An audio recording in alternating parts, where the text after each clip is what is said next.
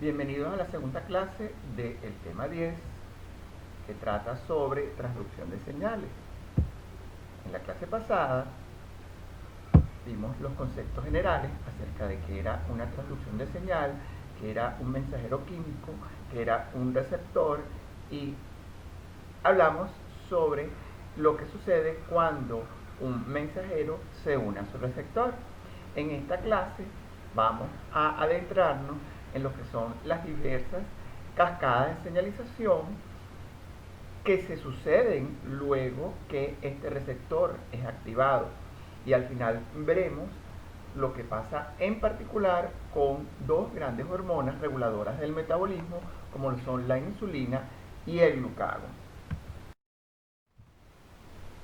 Vamos a ver entonces, luego que se une este ligando a el receptor acoplado a proteína G, cuáles son los eventos que se suceden. Existen eventos desencadenados por la unión de diferentes ligandos, no necesariamente tiene que ser los que están acoplados a proteína G, ¿verdad? Entonces hay eventos desencadenados por la unión de los ligandos a sus receptores. Primero tenemos eventos directos. ¿Cuándo se producen estos eventos directos?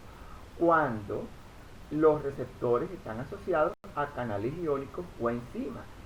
Vale la pena destacar y repetir nuevamente que estos efectos se dan casi de inmediato, que provocan, por ejemplo, la apertura de un canal y ese canal hace que entre o cierre salga un determinado anión o catión, y eso es en cuestiones de milisegundos. Puede haber también activación de segundos mensajeros acoplados a proteína G, y en esta reacción tarda un poco más de tiempo, y puede haber reclutamiento de moléculas efectoras. Todo esto se sucede una vez que se une un ligando a un receptor. Ahora, ¿qué moléculas actúan como segundo mensajero? Ya vemos en la diapositiva anterior que la activación de proteínas como la proteína G podía provocar la activación de segundos mensajeros. Vamos a ver entonces cuáles son esos segundos mensajeros. El AMP cíclico, el GMP cíclico, los derivados del fosfatidinoinositol bifosfato, diacilglicerol y EIP3, es decir, fosfatidinoinositol trifosfato, y el calcio. Vamos a ver entonces la cascada del AMP cíclico como segundo mensajero. Fíjense, la cascada del AMP cíclico, ¿verdad?, va a tener diferentes rumbos dependiendo, como les decía en un principio, del neurotransmisor al cual se una el receptor. De esta manera, tenemos que el glucagón y la adrenalina, cuando se unen a su receptor beta, en el caso de la adrenalina se une al receptor beta adrenérgico y el glucagón al receptor de glucagón, son capaces de activar a una proteína GS, es decir, una proteína G estimuladora, que provoca por diferentes mecanismos un incremento de la síntesis del AMP cíclico, y esto a su vez va a desencadenar otras reacciones que veremos posteriormente. Mientras que cuando tenemos que la cascada del AMP cíclico es activada por la somatostatina y la adrenalina al unirse a los receptores alfa 2, más bien se activa una proteína G inhibitoria que provoca una disminución y no un aumento del AMP cíclico.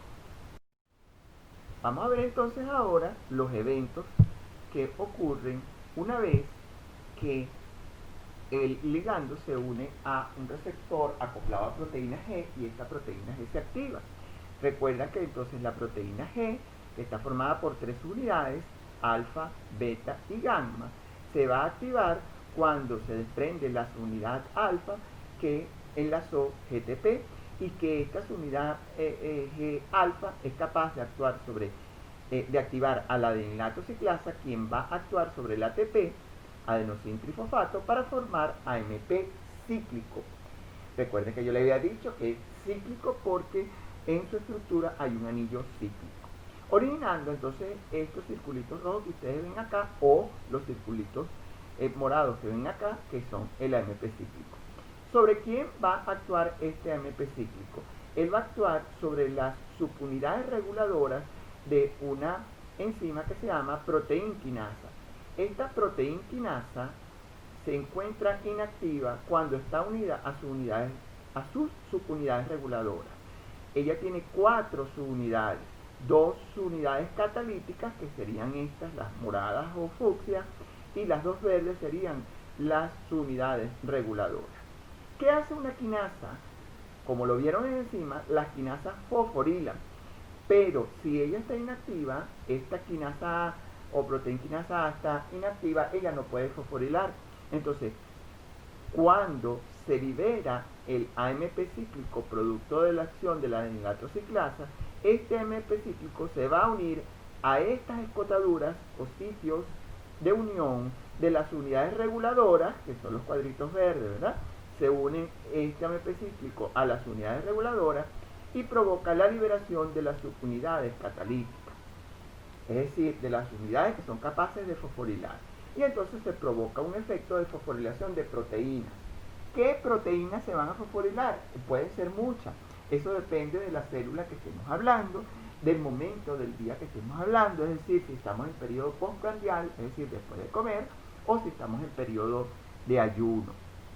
Lo cierto es que la fosforilación de estas proteínas van a provocar la activación de diferentes vías metabólicas que van a provocar a su vez diferentes efectos intracelulares. La pregunta es, ¿esta activación es constante todo el tiempo? No, porque se agotarían las reservas de ATP, por ejemplo. Esta solamente se activa cuando hay necesidad de que haya una vía metabólica determinada activa, que forma parte de estos efectos intracelulares. ¿Cómo hace el mecanismo o bajo qué mecanismo hace el organismo que esta vía sea regulada? Bajo 3 mecanismos principales. El primero de ellos es a través de la fosfodiesterasa. Esta fosfodiesterasa va a provocar el paso o la transformación del AMP cíclico en AMP lineal. Recuerdan que yo le dije que el AMP cíclico se llamaba así porque tiene una estructura en forma de anillo y por eso es cíclico.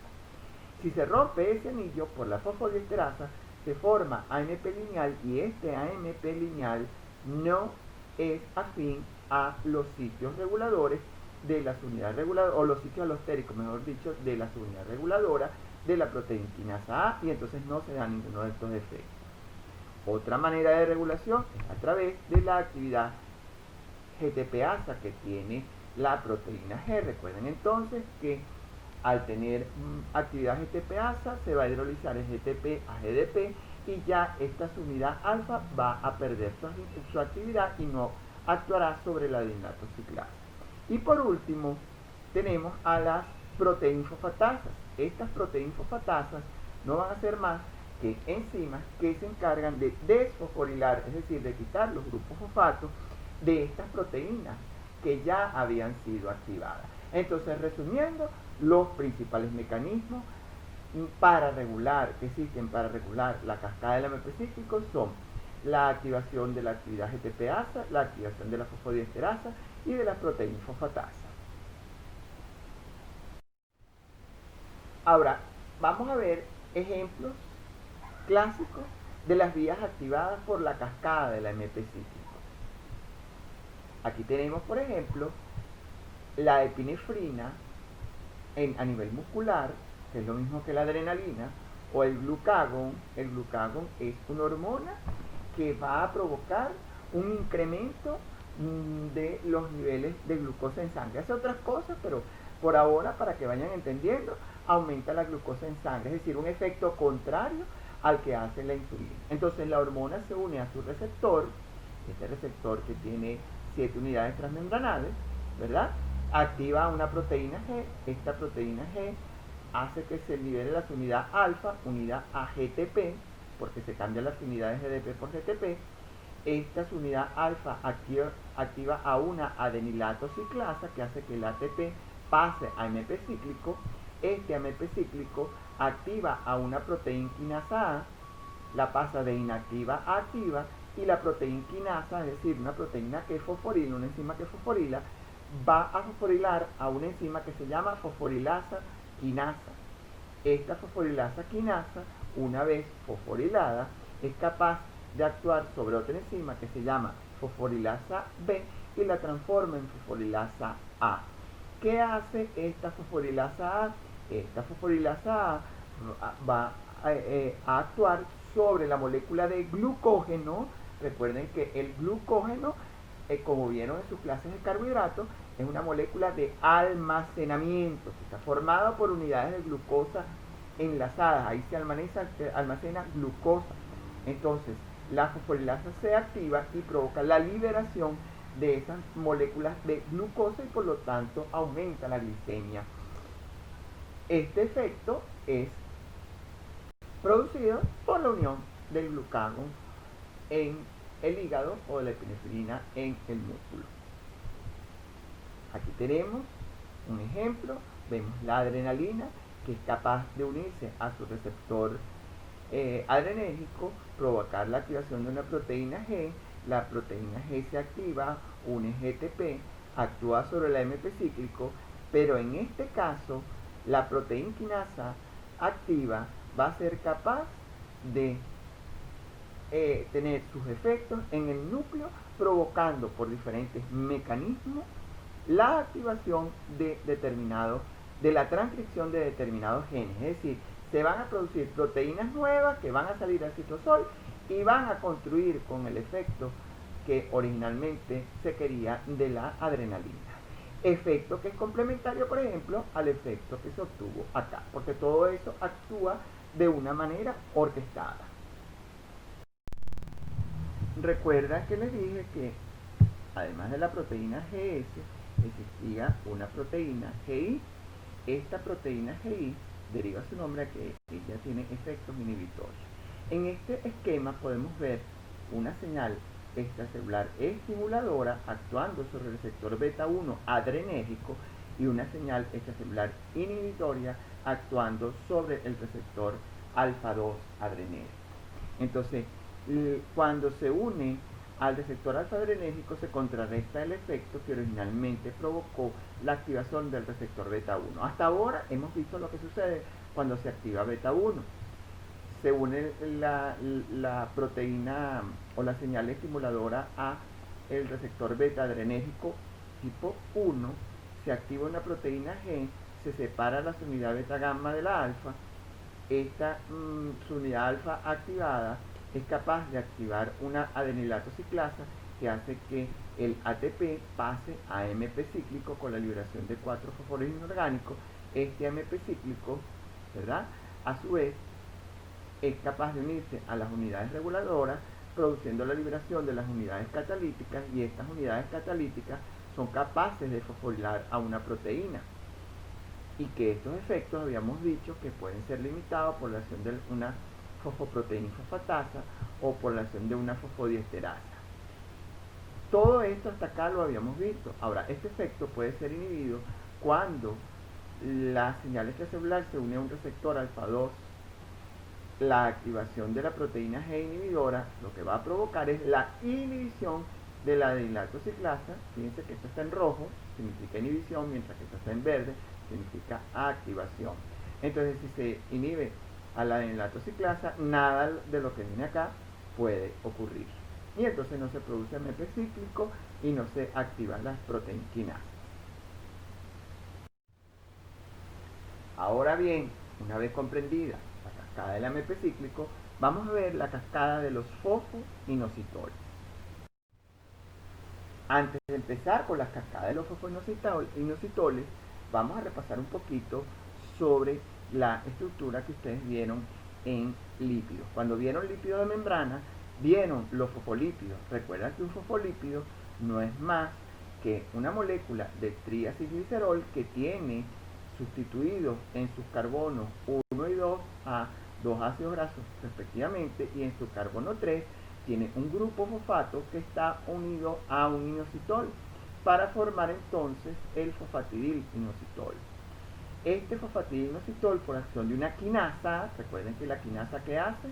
La quinasa fosforila, es decir, va a añadir un grupo fosfato a partir del ATP que pasa a ADP. Sale un grupo fosfato de aquí, el ATP pasa a ADP y entonces el fosfatidilinositol se transforma en fosfatidilinositol 4,5-bifosfato o PIP2. ¿Ok? Tenemos acá, ¿por qué se llama 4,5-bifosfato? Precisamente porque va a tener un grupo fosfato anclado en el carbono 4 y otro en el carbono 5 de la molécula de inositol. Ahora, este fosfatidilinositol bifosfato puede ser sustrato de la fosfolipasa C. Hasta ahora esto ocurre en el fosfolípido anclado a la membrana plasmática. Esta fosfolipasa C se activa como consecuencia de la activación de una cascada de señalización por unión de un ligando a un receptor. Esta fosfolipasa C va a actuar sobre el fosfatidilinositol 4,5-bifosfato y lo va a transformar en fosfatidilinositol trifosfato, ¿verdad? 1, 2, 3, aquí hay 3 grupos fosfatos, más la molécula de diacilglicerol. ¿Ok? Tanto el IP3 como el diacilglicerol van a ser considerados segundos mensajeros. Esto que les expliqué en la diapositiva pasada lo pueden ver representado de otra manera en este gráfico. Aquí tenemos la hormona que se une a su receptor. Una vez que se unen, causa cambios conformacionales que activan una proteína G, específicamente la proteína GQ, y esta proteína GQ, anclada a la membrana plasmática, es capaz de activar a una fosfolipasa C, y esta fosfolipasa C va a actuar sobre el fosfatidilinositol bifosfato. Fíjense que esto es un fosfolípido. Aquí donde dice R1 y R2, aquí van dos ácidos grasos, y aquí iría el grupo fosfato en el carbono 3 asociado al fosfatidilinositol bifosfato. Entonces actúa la fosfolipasa C y provoca entonces la liberación de fosfatidilinositol trifosfato, porque esta fosfolipasa añade un grupo fosfato, más el diacilglicerol, que sería esto que está acá, sin el grupo fosfato. Tanto el IP3 como el diacilglicerol van a provocar diferentes efectos como segundos mensajeros que son. Vamos a ver entonces, de manera muy resumida, qué es lo que sucede cuando se activa la cascada de fosfatidilinositol. Una hormona, un mensajero químico, una señal, es capaz de unirse a un receptor, provoca cambios conformacionales en este, que activan una proteína G. La subunidad alfa que unía GDP ahora va a unir GTP y se activa. Esta subunidad alfa activada, ¿verdad?, activa la fosfolipasa C, que va a actuar sobre el fosfatidilinositol bifosfato para producir fosfatidilinositol trifosfato o IP3. Este IP3 es capaz entonces en el citosol de activar la apertura de canales de calcio de los canales de calcio que se encuentran en la membrana del retículo endoplasmático. Sale calcio, ¿verdad? Y a su vez parte de este calcio es capaz de activar nuevamente a este canal para que entre más calcio, estableciéndose entonces un ciclo de retroalimentación positiva. ¿Qué destino tiene este calcio? Este calcio puede activar a la proteína quinasa C, ¿verdad? Y esta proteína quinasa C, a su vez, puede fosforilar a proteínas que se encuentren inactivas y transformarlas activas y dar origen a una respuesta celular. O el calcio puede, a su vez, unirse a una molécula que se llama, a una proteína que se llama calmodulina y forman el complejo calcio-calmodulina, que a su vez activan a quinasas, que a su vez entonces son capaces de potenciar la actividad de la fosforilación. Ahora bien, este mecanismo en general también puede regularse, y es que existe una bomba calcio ATPasa. Esta bomba calcio ATPasa va a provocar la entrada de calcio nuevamente a el retículo endoplasmático para que ese calcio no siga activando diferentes enzimas dentro del citosol. Además, existe la cascada, la presencia, mejor dicho, de una enzima fosfatasa que actúa sobre el fosfatidilinositol trifosfato y lo transforma IP2. Y por último, existe fosforilación de los diacilglicéridos que se encuentran acá, que los transforman en ácido fosfatídico y entonces no puede continuar la cascada del IP3. Entonces existen 3 mecanismos que van a regular la cascada de los fosfoinositoles. Vamos a hablar ahora sobre la insulina, las características moleculares y sus efectos. Ya tenemos claras las principales cascadas. Existen muchas cascadas. Se les da a manera de resumen las principales cascadas que veremos a lo largo del programa de bioquímica. Sin embargo, es necesario que sepan que no solamente existen esas cascadas, existen muchas cascadas. Vamos a comenzar entonces con la insulina. La insulina, como deben de recordar, es una hormona hipoglicemiante. ¿Qué significa que sea hipoglicemiante? Que es capaz de disminuir los niveles de glucosa en sangre por diferentes mecanismos que vamos a ver en detalle durante el resto del programa que nos queda por ver. ¿Dónde es segregada la insulina? En el páncreas. El páncreas es una glándula de secreción mixta. ¿Por qué se dice que es de secreción mixta? Porque tiene una función exocrina y una función endocrina. Hablamos de la función exocrina cuando sabemos que esta glándula es capaz de liberar contenido hacia la luz del intestino, mientras que es endocrina porque es capaz también de liberar otro tipo de contenidos como las hormonas, ¿verdad?, al torrente sanguíneo. Se libera, viajan por sangre y actúan en diferentes tejidos como el tejido muscular, en donde por diferentes mecanismos es capaz de provocar un incremento de la captación de glucosa al interior celular. ¿Cómo se regula la liberación de insulina? Existen diferentes estímulos, ¿verdad?, o diferentes factores, mejor dicho, que pueden estimular o inhibir la secreción de insulina. La secretina, que es una hormona liberada a nivel digestivo cuando comenzamos la digestión, es capaz de estimular la producción de insulina. ¿Ok? Esta secretina se incrementa justo en el momento anterior al pico máximo de insulina cuando estamos comiendo. Otros estímulos que estimulan la secreción de insulina son la presencia de glucosa, obviamente, y la presencia de aminoácidos, mientras que la epinefrina o adrenalina disminuye la secreción de insulina. Dentro de los aminoácidos tenemos a la arginina, que provoca un aumento de secreción de insulina, y la epinefrina o adrenalina, que es el mismo nombre, puede incrementarse en estrés, por fiebre o por infección. Es necesario, antes de continuar con el contenido de esta clase, estudiar algunas características moleculares que presentan la insulina. ¿Por qué? Porque dependiendo de las características moleculares que presente ella va a ser capaz o no de unirse a un receptor para producir una respuesta.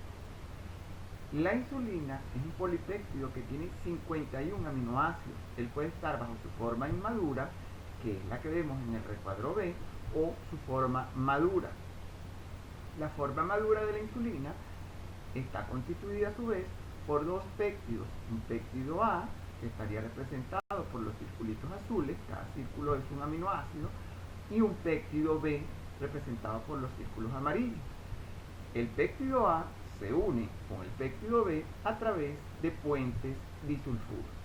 Ahora bien, esta insulina se sintetiza en las células beta del páncreas en forma de pre-proinsulina. ¿Por qué se llama pre-proinsulina?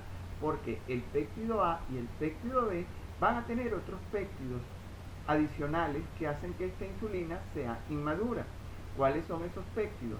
El péptido señal, que estaría representado con este segmento de color azul oscuro, y el péptido conector, que estaría representado por este segmento verde claro.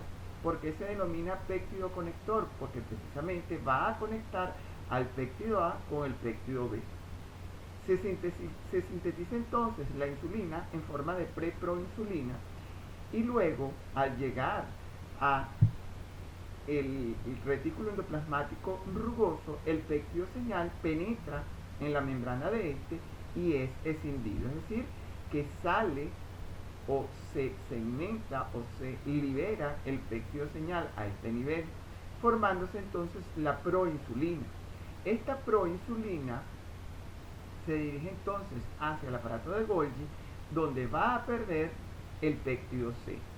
La insulina como tal tiene una vida muy corta en plasma, mientras que el péptido C o péptido conector tiene más vida. Esto hace que en diferentes investigaciones en el laboratorio puedan ser utilizadas su determinación para el estudio de estadios tempranos de la diabetes. Ahora bien, esta insulina tiene entonces, como vimos en la diapositiva anterior, sus dos péptidos A y B, sus puentes de sulfuro y una escotadura que hacen que la insulina adquiera una configuración tridimensional que sea afín a su receptor. Esta insulina entonces tiene una vida media muy corta, apenas dura 6 minutos en el plasma, se degrada por acción de unas enzimas que se denominan insulinasas que están presentes en el hígado y ocasionan cambios rápidos en el organismo, es decir, apenas se segrega la insulina por parte del páncreas, los cambios que van a observarse van a ser sumamente rápidos. En cuestión de minutos ya vamos a tener una disminución significativa de la glicemia, entre otros efectos. El péptido C, como les decía en la diapositiva anterior, dura más tiempo en circulación y su cuantificación va a servir para evaluar estadios tempranos de la diabetes. Ahora, ¿qué hace la insulina? En líneas generales y por cultura general, nosotros sabemos que la insulina es una hormona hipoglicemiante. ¿Qué quiere decir eso? Que disminuye la glicemia. ¿Qué es la glicemia? La concentración de glucosa en sangre, ¿verdad? Entonces, el principal efecto que se le conoce a la insulina es su efecto hipoglicemiante, es decir, que disminuye la glicemia en sangre. Sin embargo, la insulina también actúa sobre el metabolismo de los lípidos y sobre el metabolismo de las proteínas.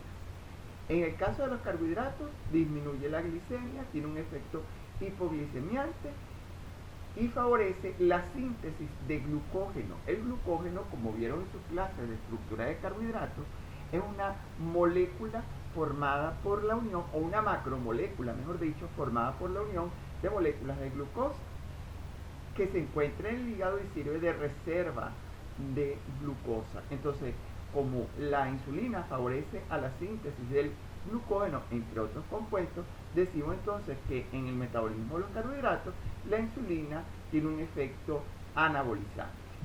En cuanto a los lípidos, ella va a disminuir la liberación de ácidos grasos y por lo tanto va a aumentar la síntesis de triacilglicéridos, contribuyendo entonces a su efecto anabolizante. Y en cuanto a las proteínas, estimula el ingreso de aminoácidos a las células y por lo tanto, al haber aminoácidos que entran a la célula, se da materia prima para que se sinteticen nuevas proteínas, contribuyendo también a su efecto anabolizante. Entonces, es una hormona hipoglicemiante y anabolizante. Ahora, esta insulina debe actuar sobre un receptor. Vamos a ver las características del receptor de insulina. En el dibujo que tienen a la izquierda de esta diapositiva pueden observar el receptor de insulina anclado a la membrana plasmática. Esta franja color marrón claro representa la membrana plasmática. Este sería el espacio extracelular y en la porción inferior está el espacio intracelular. Podemos entonces definir al receptor de insulina como una glicoproteína heterotetramérica. ¿Por qué decimos que es una glicoproteína? Porque tiene su porción aminoácidica, pero también va a tener residuos de carbohidratos enlazados a estos aminoácidos. Tiene decimos que es heterotetramérica porque está formada por 4 subunidades que son diferentes.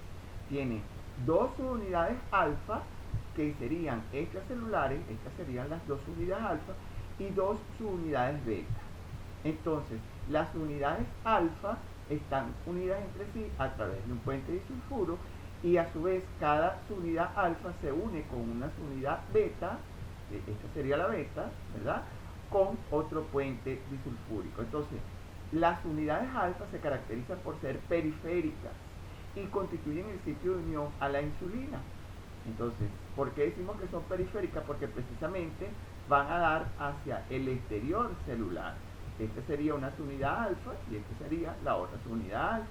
Mientras que las betas tienen una porción intramembranal y otra porción intracitoplasmática. Ellas están ancladas entonces a la membrana plasmática y van a tener la porción intracitoplasmática o intracelular, van a tener actividad de tirosina quinasa o dominios tirosina quinasa. ¿Qué significa esto?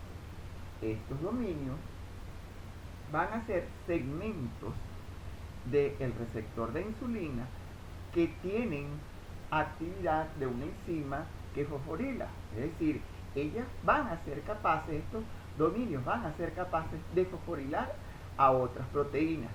Y la fosforilan en cualquier aminoácido, no específicamente en el aminoácido tirosina de otras proteínas. Es decir, que esta subunidad beta actúa como una enzima que fosforila a otras proteínas en los residuos de tirosina de esas proteínas a quien fosforila.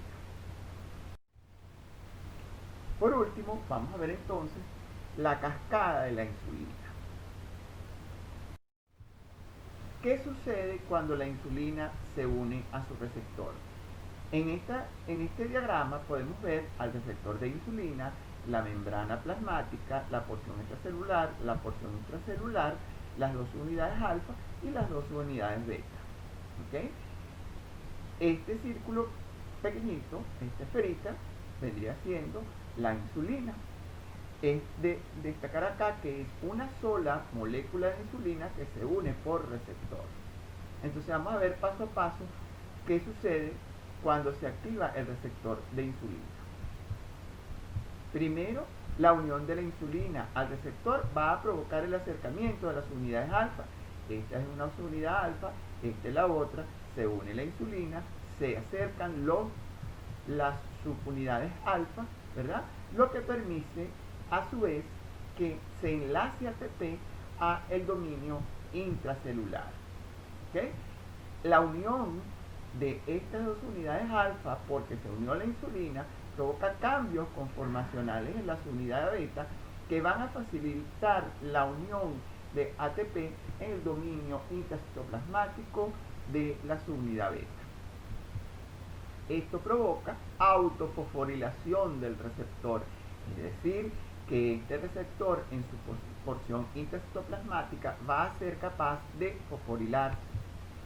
Se estimula así la actividad de tirosina quinasa del receptor. ¿Por qué decimos que es tirosina quinasa? Precisamente porque va a ser capaz este receptor de fosforilar a otras proteínas en el residuo tirosina, estimulando así la fosforilación de sustratos proteicos con residuo tirosina. Los residuos de fosfotirosina van a ser a su vez reconocidos por unos dominios que denominamos PTB o SH2. ¿Y qué es eso? Fíjense, PTB del inglés significa dominio de unión a fosfotirosina o fosfotirosin binding. Y el SH2 del inglés es proteína de homología 2 a SRC. Y SRC no es más que el protocongen tirosin protein quinasa. Ahora bien, existen muchas proteínas que van a tener ciertos residuos que van a ser reconocidos o que van a tener dominio PTB o SH2. Entonces PTB y SH2 van a actuar como puntos de anclaje a otros sustratos proteicos susceptibles a fosforilarse, dentro de los cuales entonces está el IRS, que sería este que está acá, Este IRS es el sustrato de receptor de insulina que es capaz de ser activado por la fosforilación de la porción intracitoplasmática del receptor de insulina. Ahora, ¿qué vías son activadas por el sustrato receptor de insulina fosforilada? La vía del PI3K, que es fosfatidilinositol 3 quinasa, y la vía de las MAP quinasas. Del inglés, la sigla MAP significa proteínas quinasas activadas por nitol. Vamos a ver entonces, inicialmente, la vía de la fosfatidilinositol 3 quinasa.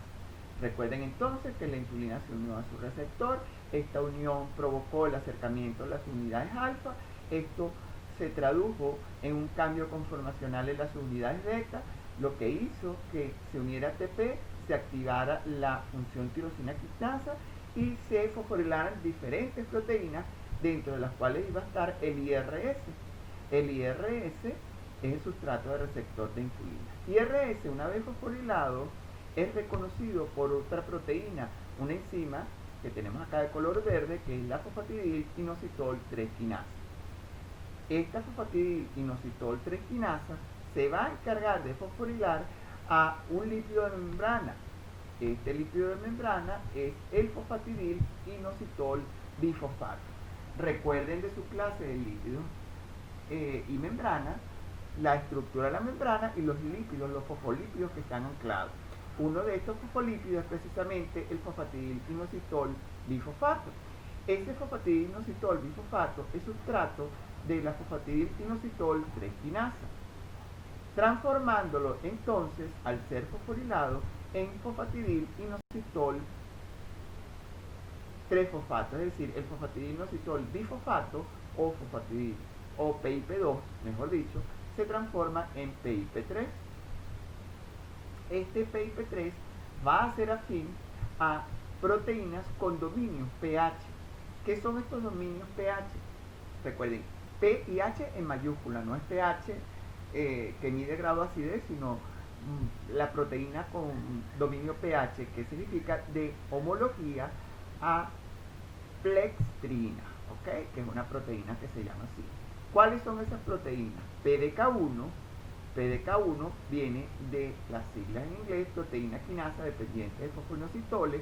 Ella va a ser afín entonces al fosfatidilinositol trifosfato, y la PKB, que va a ser afín también a fosfatidilinositol trifosfato, que es la proteína quinasa B. Entonces, el PDK1 se enlaza a PIP3, se activa y es capaz de fosforilar a PKB. PKB, una vez fosforilado, se desprende de la membrana, ¿verdad? Y va a tener diferentes acciones. Una de las principales acciones es la de su actividad de fosfatasa, es decir, el PKB activado va a activar a diferentes enzimas fosfatasas. ¿Qué son las fosfatasas? Las fosfatasas no son más que enzimas que van a desfosforilar, es decir, que le van a quitar el grupo fosfato a otras proteínas. Dentro de estas fosfatasas, entonces sabemos que ellas desfosforilan, y de esta manera van a activar a enzimas hipoglicemiantes, es decir, enzimas que por diferentes mecanismos van a bajar la glicemia, y esa, en resumidas cuentas, era el principal objetivo de la insulina, disminuir la glicemia, ¿verdad? Entonces, PKB activa fosfatasas, las fosfatasas desfosforilan y van a desfosforilar ¿a quién? A enzimas que contribuyen a la disminución de la glicemia.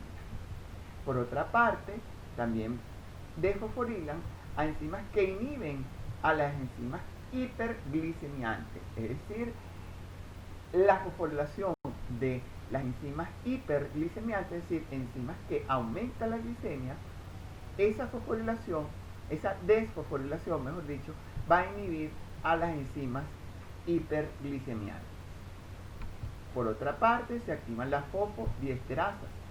Estas fosfodiesterasas van a actuar sobre el AMP cíclico y el GMP cíclico. Recuerden que uno de los efectos de la cascada del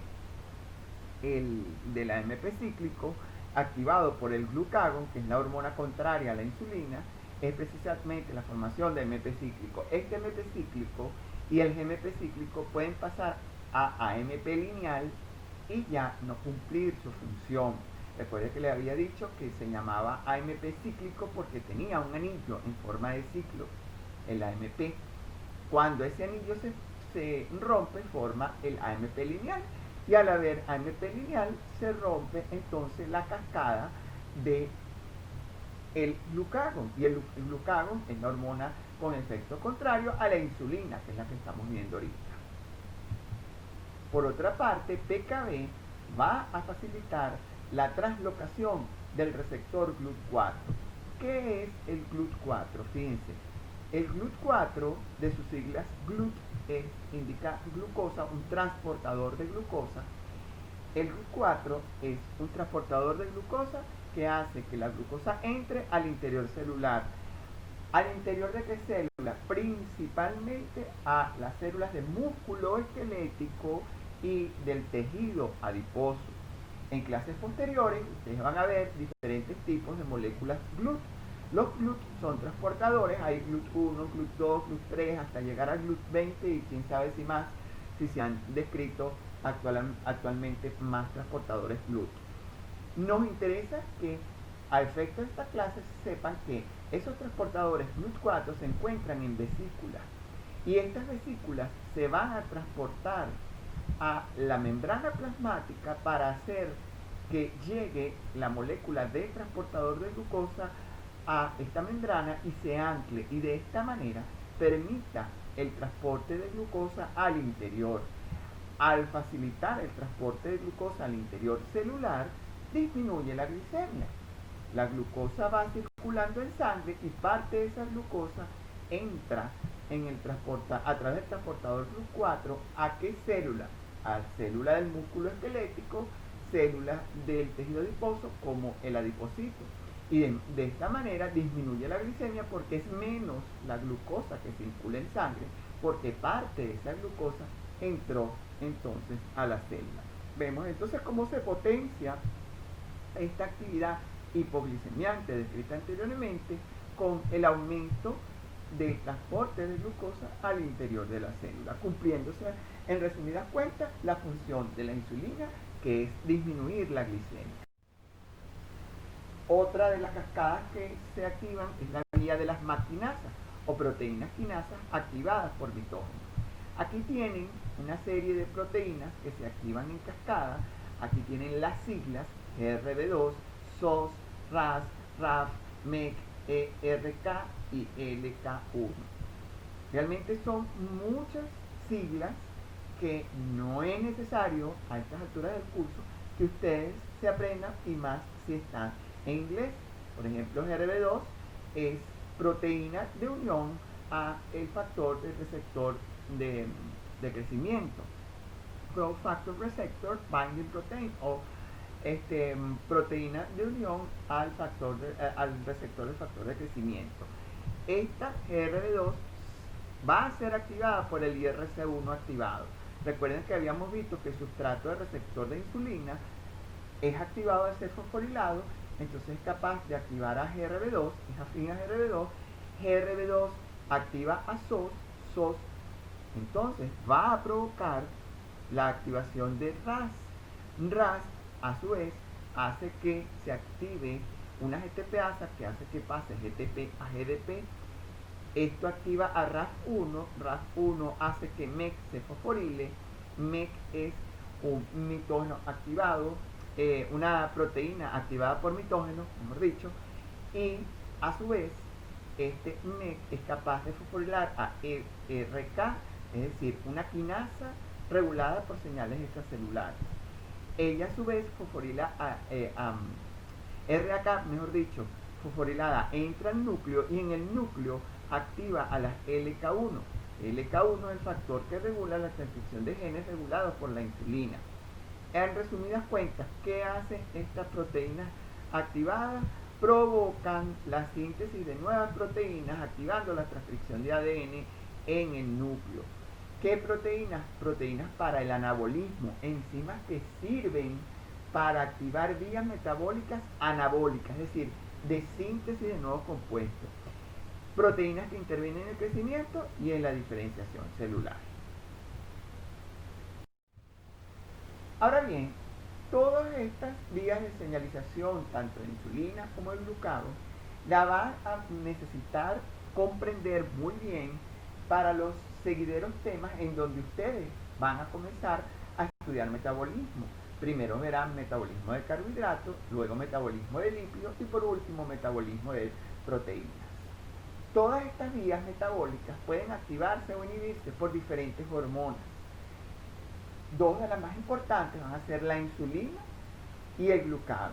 También tienen el cortisol y la adrenalina. Todas estas hormonas la van a ir escuchando a lo largo de sus clases de metabolismo.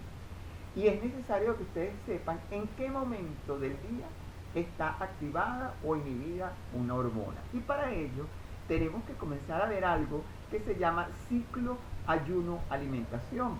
Saben que en las 24 horas del día existe lo que se llama ciclo circadiano. ¿En qué consiste eso? Nuestro organismo no tiene la misma composición en las 24 horas del día. Las variaciones o fluctuaciones en la composición química de nuestra sangre a lo largo de las 24 horas del día lo llamamos ciclo circadiano. Ese ciclo se va acompañado del ciclo ayuno-alimentación. ¿Por qué? Porque nuestra composición en la sangre va a variar dependiendo si hemos ingerido alimentos o si estamos en ayuno. Y para ello es entonces necesario desde ahora y para siempre que ustedes dominen los siguientes conceptos.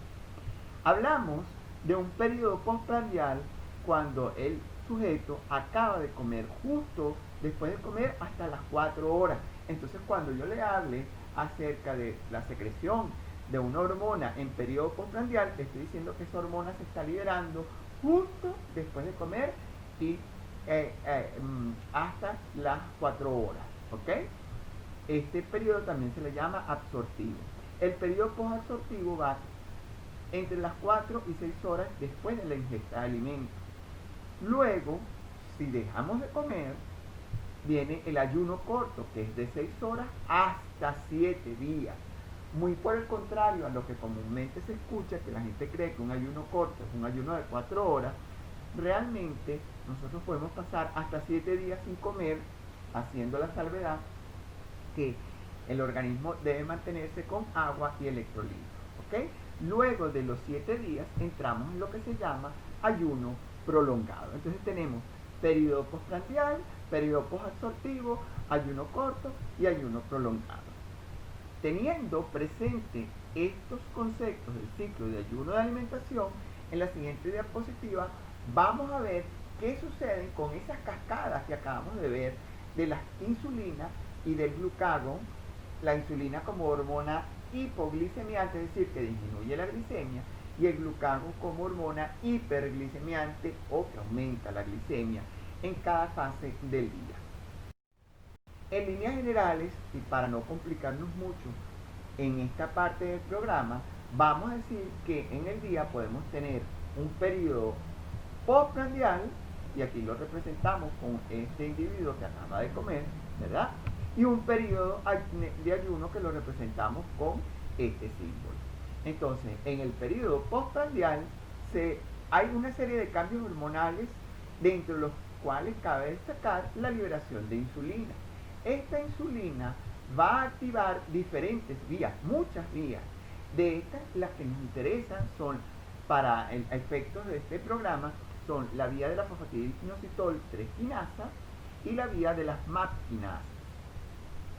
A través de esta vía se logra entonces que se desfosforilen proteínas que son claves en el metabolismo. Entonces, cuando estamos en periodo postprandial, se libera insulina y la insulina, por diferentes mecanismos, provoca la desfosforilación de proteínas. ¿Qué proteínas? Enzimas que son claves en el metabolismo y que van a llevar a la disminución de la glicemia. Entonces provoca una disminución de la glicemia y a un aumento del anabolismo.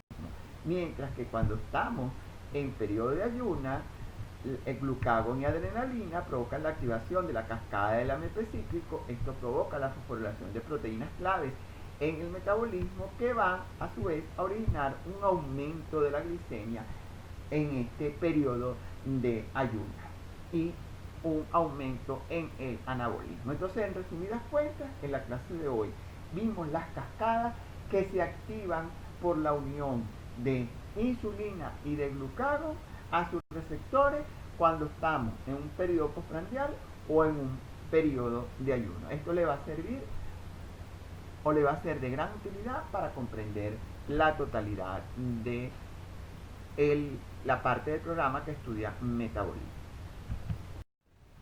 Por último, y para resumir, aquí les traje un esquema en donde se puntualizan los efectos de la insulina, el glucagón y la epinefrina. No se preocupen por los términos que ven acá, porque a medida que vayan viendo metabolismo de carbohidratos, de lípidos y proteínas, le van a ser más claros estos conceptos. La insulina, ¿cuál es su función? Disminuir la glicemia. Y el glucagón aumenta la glicemia. Entonces, la insulina disminuye la glicogenólisis, es decir, la ruptura del glucógeno que libera glucosa y por lo tanto disminuye la glicemia. Disminuye la gluconeogénesis, es decir, la síntesis de moléculas nuevas de glucosa, la cetogénesis, que es la síntesis de cuerpos cetónicos, y la lipólisis, que es la destrucción de ácidos grasos, de triacilglicéridos liberando ácidos grasos. Mientras que el glucagón y la epinefrina hace lo contrario, aumenta glucogenólisis, gluconeogénesis, cetogénesis y lipólisis. Es decir, son dos efectos contrarios que van finamente regulados y finamente orquestados. Entonces, con esto podemos dar pie a el inicio de las clases de metabolismo. En su próxima clase van a ver metabolismo de carbohidratos en su fase inicial y van a poder entender mejor de lo que estamos hablando ahora. Bueno, por su atención muchas gracias. Espero que hayan comprendido no solamente esta clase, sino las clases previas que son preparatorias para el inicio del estudio del metabolismo, que si se quiere es la parte más importante del programa. Entonces, con estas bases podemos decir que ahora sí podemos comenzar a estudiar metabolismo.